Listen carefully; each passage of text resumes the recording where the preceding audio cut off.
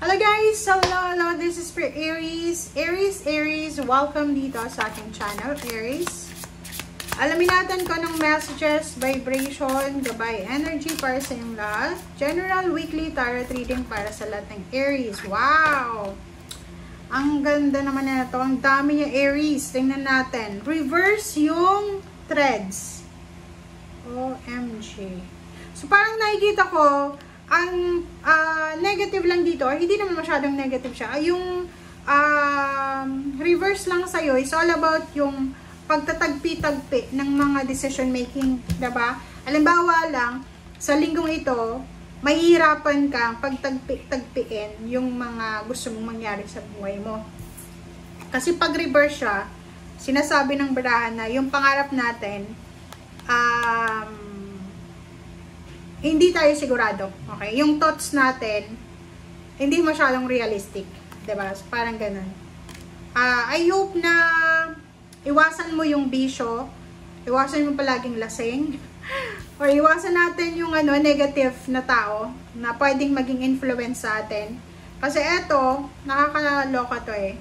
Medyo balubaluktot na isip to. Medyo balubaluktot na pangarap. So, iwasan mo siya. Alright. Okay, transformation. Aries, congratulations sa inyo kasi may mga magbabago, may pagbabago na magaganap sa buhay mo.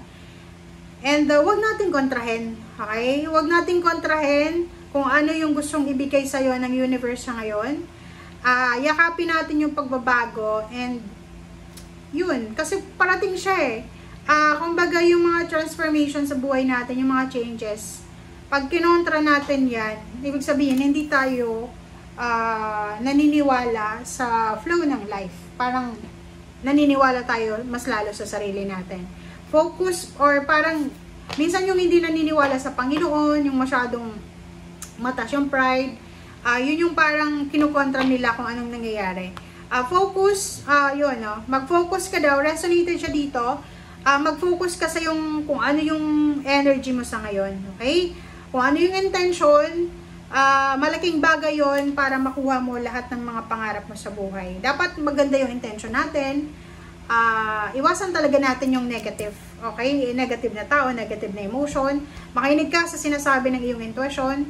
And yun, focus your energy, align your energy, and kailangan natin ng ng cleansing. Okay? Detoxification. Stay away from negativity, from drama, from someone na pwedeng i-trigger ka.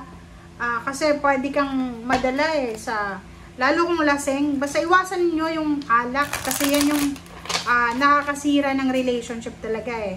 Maglalabasan dyan yung mga sama ng loob. Okay? Pero normally, alam niyo ba, sa ibang bansa, sa ibang Korea, Japan, pag yung tao lasing, hindi sila naniniwala sa sinasabi nun kasi iniisip nila na dala lang yun ng alcohol. Okay? Okay, number 28, number 5, Aries.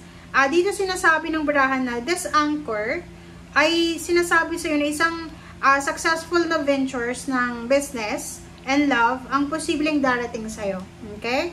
So, wow, congratulations sa'yo kasi may possible na successful na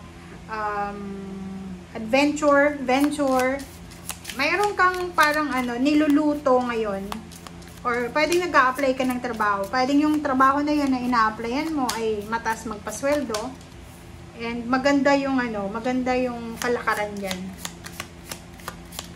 Wow, ang galing! Nakikita ko sa'yo dito, walang rason para hindi ka ma-motivate, walang rason para, diba? Ang ganda. Kasi ito, sinasabi ng baraha sa'yo dito na the heart signifies great joy when near. So, ibig sabihin niya, there's a balance here. May mga financial wishes come true. Meron kang, may magbabago sa'yo dito, may alignment. Halimbawa, yung mga gusto mong mangyari, unti-unti nang nangyayari. Yung mga ayaw mong mangyari, hindi na talaga nangyayari. So, kailangan mo mag-focus sa kung ano yung importante sa ngayon. Okay? Kung ano yung importante, doon mo ibigay yung energy mo. Okay? Kasi ang energy natin, Hindi yan unlimited Tulad ng cellphone, kailangan nating mag-charge din. Okay? Alright, number 16, number 7. This is ship, okay? Riches. And when near indicates wealth and inheritance. Pwedeng magta-travel ka, or pwedeng meron ditong isang tao na magta-travel, papunta sa'yo. Nakikita natin yung business, inheritance, basta may pera dito na parating para sa'yo. Congrats sa'yo kasi ang ganda ng baraha mo Sa lahat ng far sign, ikaw yung pinaka-positive.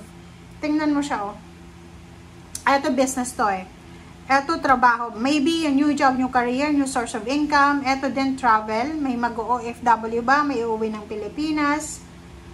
May pera. Okay?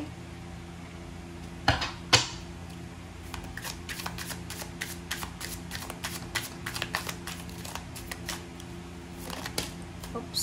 Transformation. Okay. Diba? Yung 5 of Pentacles natin, reverse siya. Kaya ka nandito kasi parang sinasabi na kinukontrol natin yung pagbabago sa pera. Which is hindi natin dapat yung kontrolin. Huwag mong kukontrolin. Okay? Kung may mga offer ng job, tanggapin mo. Diba? Sabi dito sa atin, mag-focus lang tayo sa katahimikan. Focus your emotion. Focus on your emotion. Okay? So, ibig sabihin, kumalma ka, secure mo yung emotion mo, okay? And makinig tayo sa ating intuition regarding sa pera. Parang gano'n. Halimbawa yon, kung saan pwedeng pagkakitaan ng legal, doon tayo. Alignment, diba? Kailangan mong maging mapasensya sa linggong ito. Napaka-importante yung patience. Kasi virtue yan diba? So, in terms of money, sinasabi ng bara sa atin na ano man itong hinihintay mo, ay posibleng dumating na siya sa tamang panahon. Malapit na. So, nandito yung tower, sinasabi ng tower sa atin, Aries, na huwag tayong masyadong padadala sa mga stress, anxiety, sa mga past events, sa mga nangyari sa atin. Okay? Alright. Okay. Be careful sa mga mabilis na desisyon. Be careful sa mga risky na desisyon na gagawin mo. Nakikita ko excited ka. Excited ka bang mag-travel? Excited ka ba sa trabaho mo, sa business na bubuksan? Trabaho nga to diba? So, may possible ditong job offer, international or nasa malayo lang. Nasa malayo. And sinasabi ng bara na excited ka. You're excited. You are parang anong tawag dyan? Most awaited mo yan Tagal mong hinintay. Excited ka sa paparating na pera. Excited ka sa paparating na financial stability. Ano ba itong hinihintay mo? Paki-comment sa comment section. Yun, it's either nag-aantay ka ng visa, ng passport, ng contract signing. Possible na dumating na siya. Okay, thank you guys and see you again. Bye!